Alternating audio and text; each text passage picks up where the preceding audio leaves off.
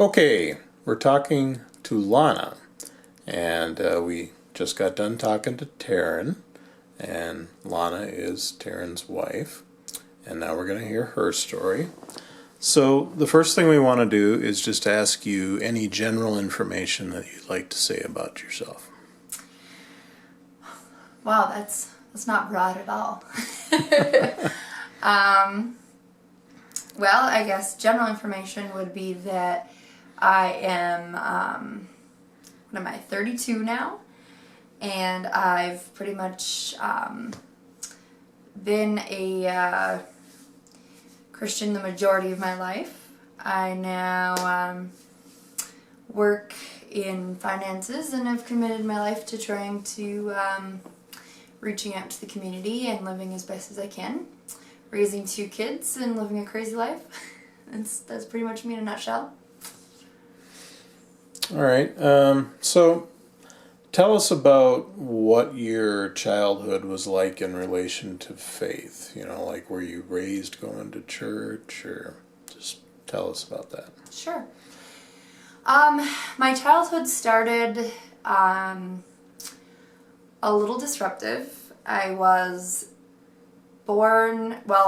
conceived out of wedlock, and that was a hard thing for my mom. So she, being in an abusive relationship with my father, dealing with substance abuse and things like that, she had many struggles and basically begged him to get married, and they did. And that turned out to be not a good thing. Let's just say the marriage was not successful being entered into in that situation. I was born while they were married, and it was not a healthy relationship. There was a lot of trials within it. My father ended up being mentally, verbally, physically, and sexually abusive to myself and my mother. She was a very strong woman though, and she ended up going through a divorce when I was 4 years old.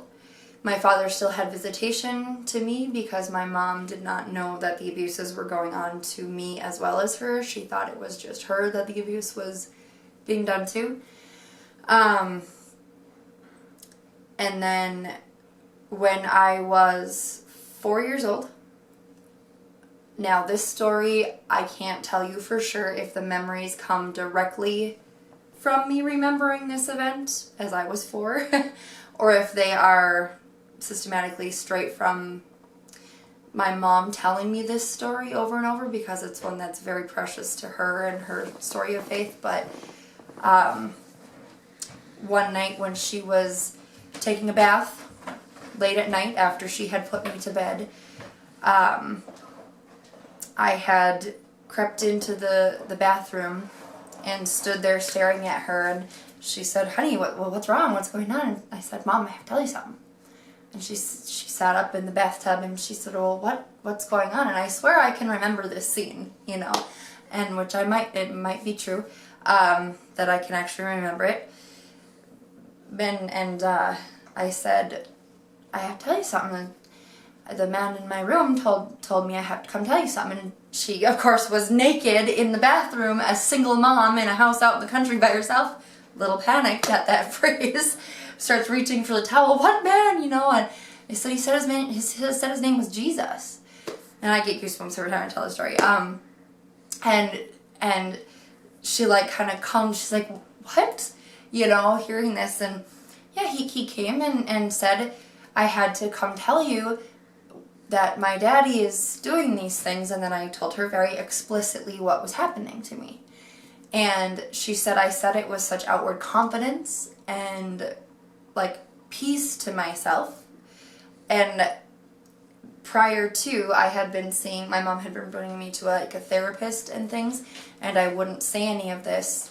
And after that day when my mom had brought me back to the therapist the next week, and I had also gone to playgroups and things, because my mom was worried the divorce itself would have negative effects on me.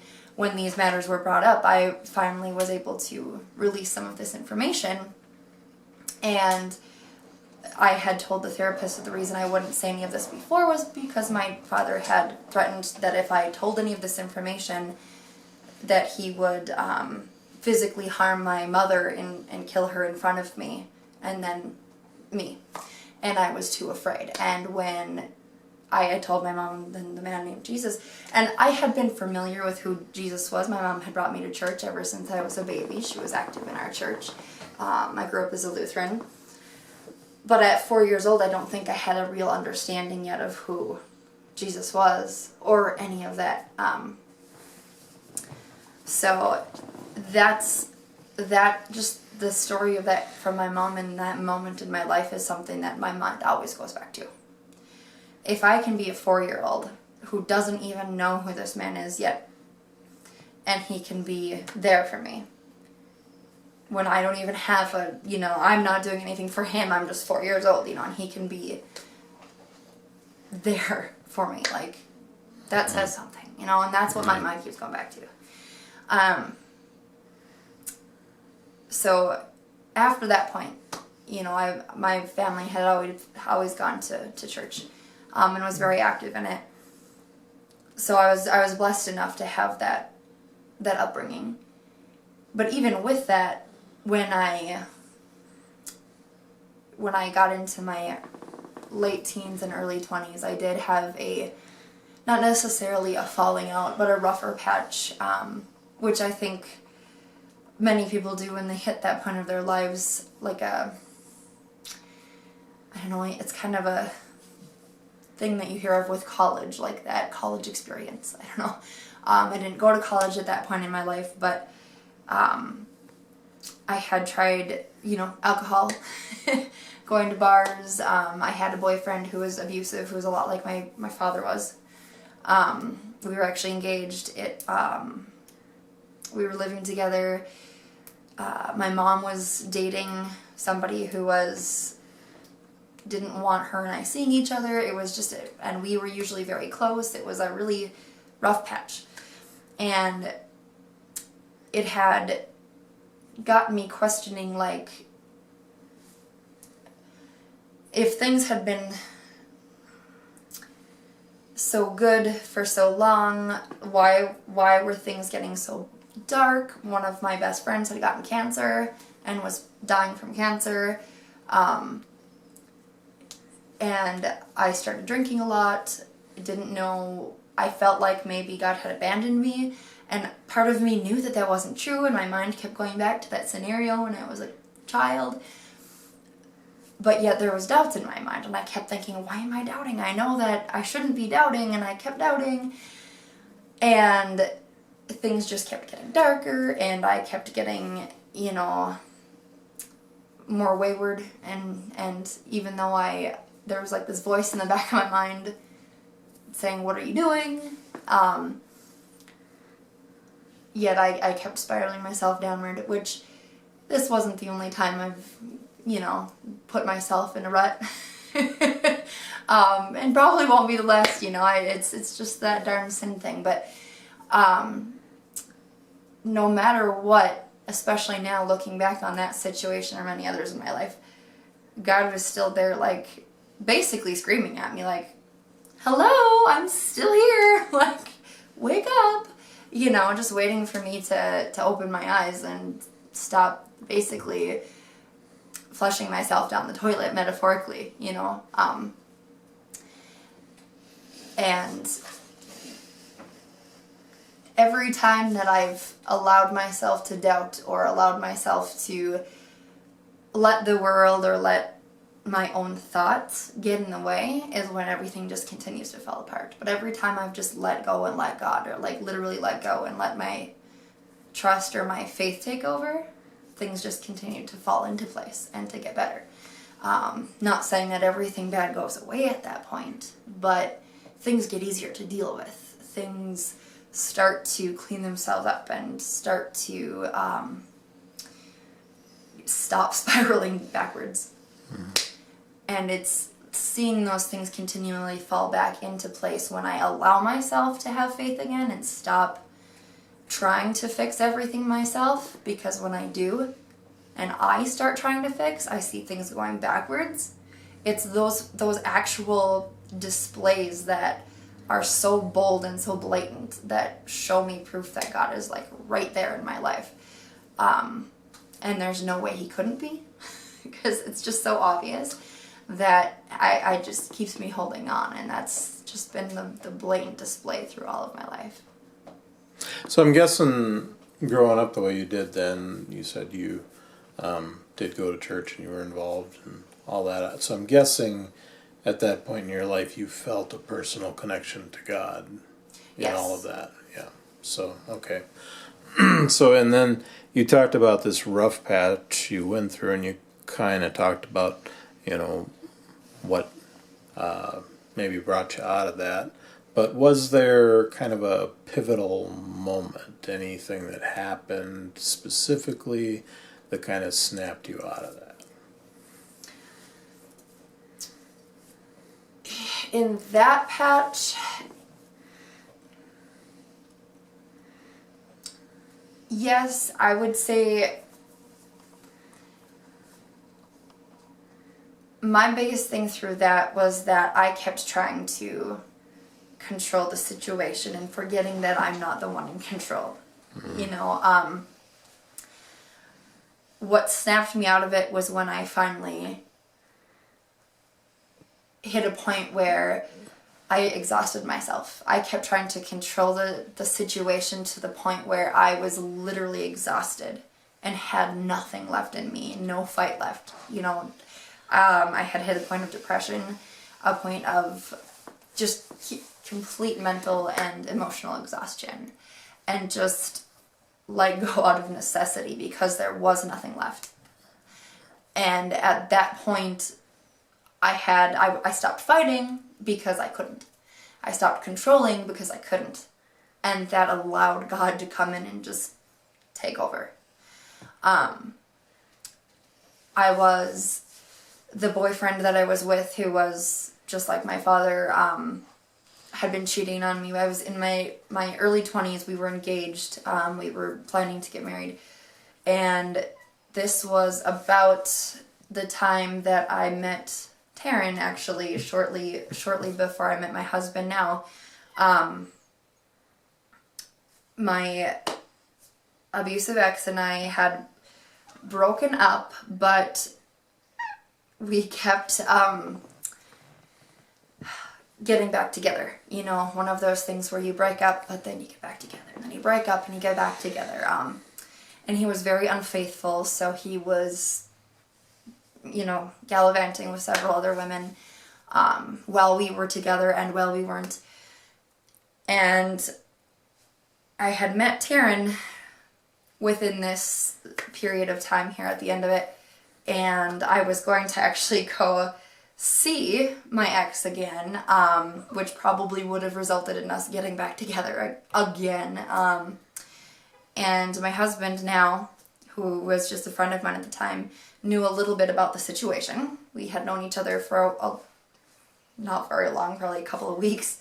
But I had gone to high school with his older brother. So our families had known each other, I guess, for a longer period of time. And he got wind of the fact that I was going to go see this ex of mine, and he made up this ruse, like that he needed me to bring him somewhere. And he knew I'm a very nice person. I'm kind of a pushover sometimes. And he used that to to coerce me into driving him all over town. And he knew I only had a little bit of gas left in my tank. And this ex of mine I was going to go see was a half an hour away. So he's like, wait, no, I actually need to go over here. No, I need to go over here.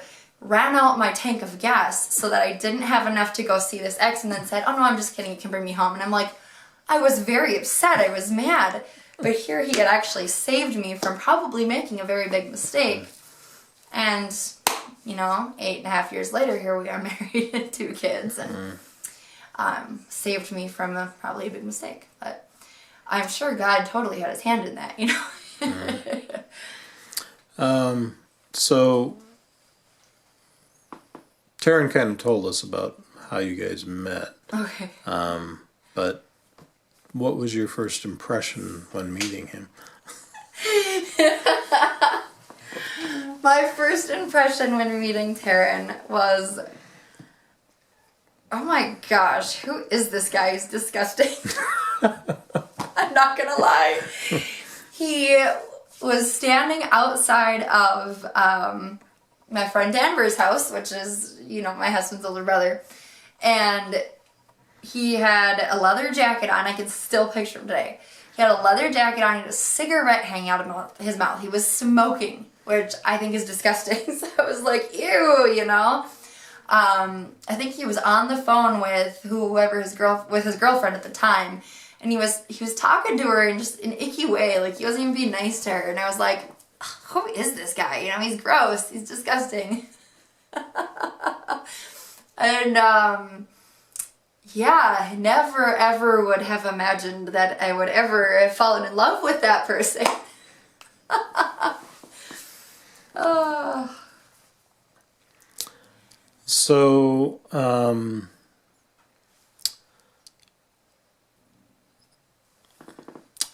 kind of going from that point where you didn't get back with the previous boyfriend and you met Taryn and all that,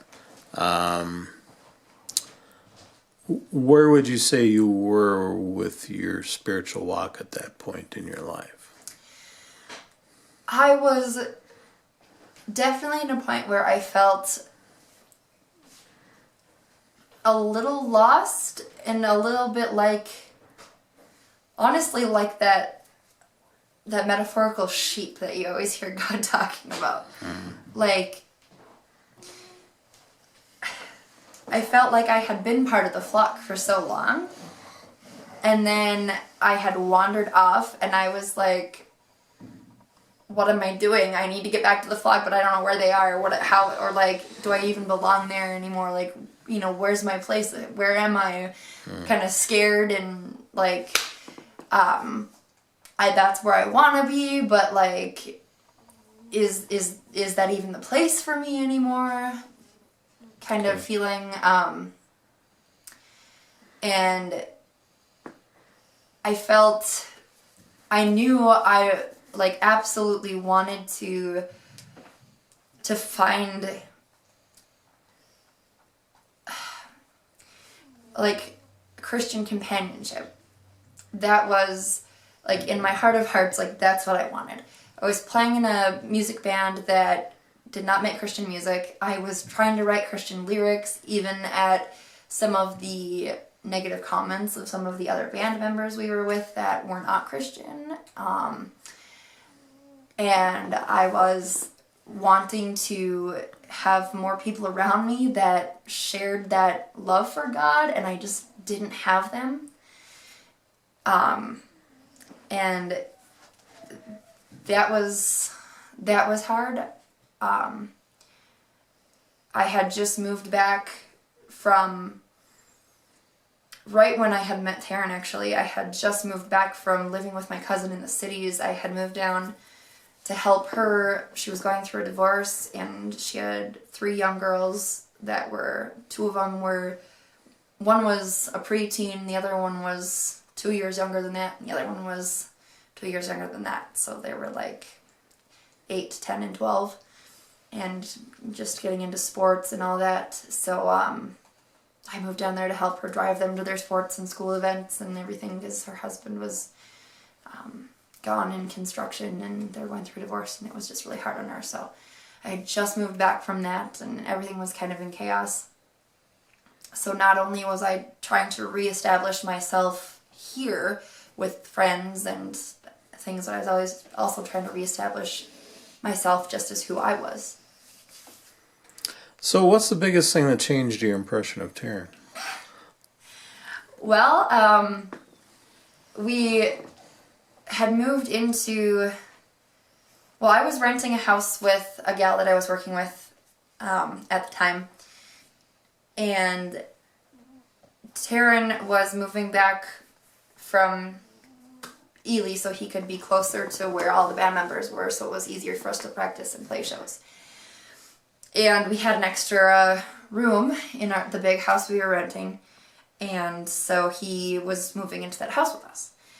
And one night when we were all getting ready for bed, Taryn just, I don't know what inspired him, even still to this day. I guess we've talked about this a lot, but we haven't really talked about what just totally gave him that motivation to come up to me when I was sitting in the living room and just say, hey, he comes up to me on the couch and he goes, I'm going to bed. Will you pray with me? And just that right there completely changed everything that I thought about him in just kind of, I mean, that was like hook, line, and sinker right there. Yeah. And I looked at him and I said, yeah. And that was the hook, line, and sinker for him, I think. That's all it took. Yeah, he mentioned that as being an important moment as well. Okay. So, how do you feel your life has changed in the years since?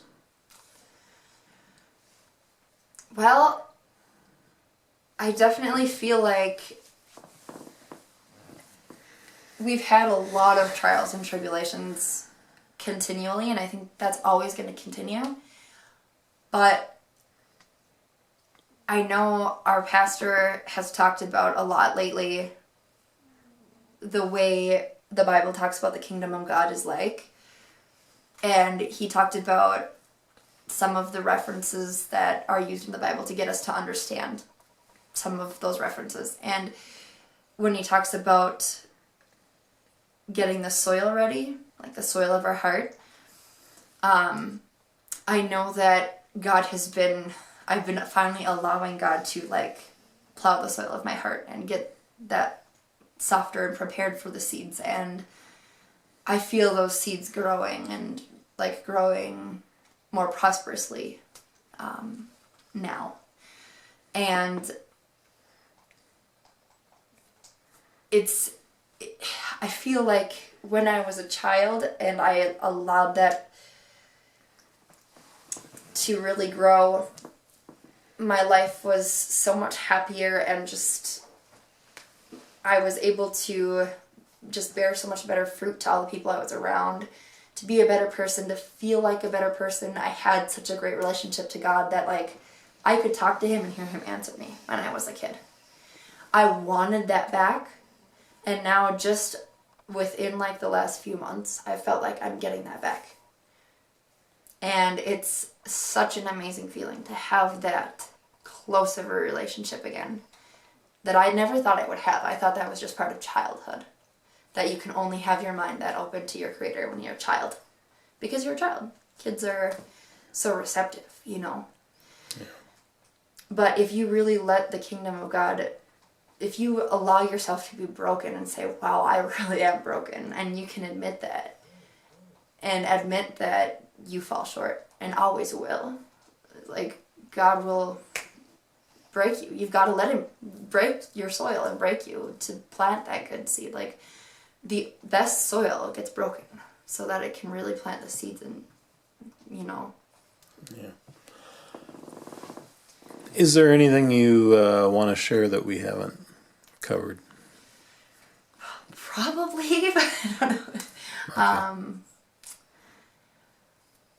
I guess the one thing that I would want to share with anybody would be that it's always at the moments of my life that I start trying, like I know I said this already, but I can't stress it enough. It's always at the moments in my life that I start trying to control things or take over or let all of my earthly thoughts or my earthly wants and ambitions take over and gain control of me, that things start to fall apart.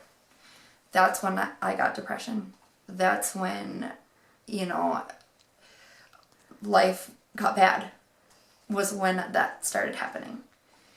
It doesn't matter what else is going along. Nothing else changed. My bank account status didn't change.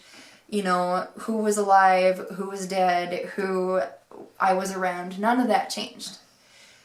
It was just how I was perceiving and going about my life, where my heart was at the time, where my mind was at the time.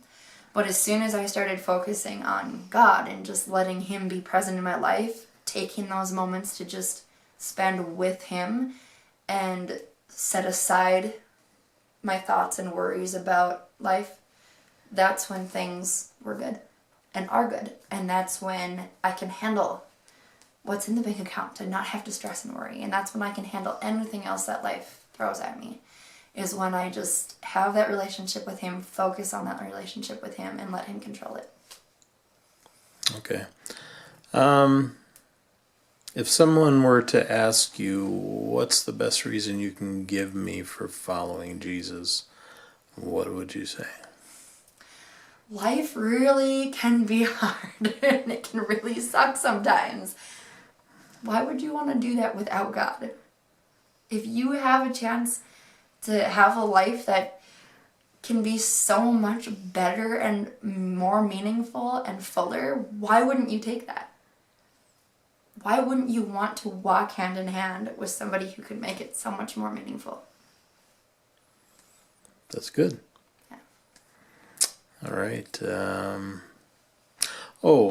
One of the things we talked about when we were talking to Taryn was that you both have recently gotten your degrees in anthropology. Just take a couple minutes to tell us about what that means for you, why that was important to you. Well, first of all, for me personally, I wanted to get a bachelor's, multiple different reasons. But anthropology specifically struck my interest because I have always had an interest in history and culture very vastly in culture. And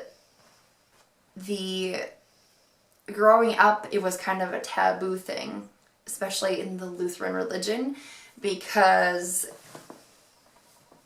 anthropology was known as something that Christians couldn't study or Christians couldn't be a part of, because you can't be a Christian if you're an anthropologist or if you, study that, which is completely not true. There's several Christian anthropologists out there.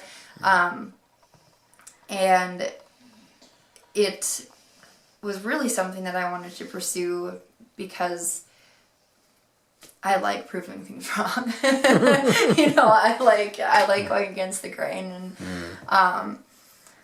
and I also like if somebody tells me this is the way it has to be, I like to challenge that and say why, Okay.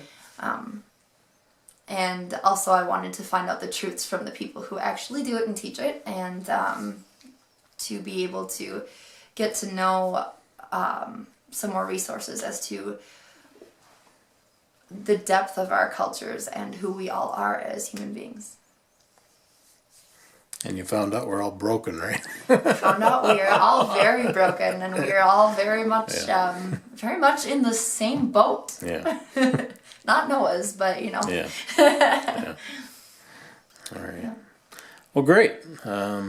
Thank you both for participating, and we'll wrap it up here. Okay.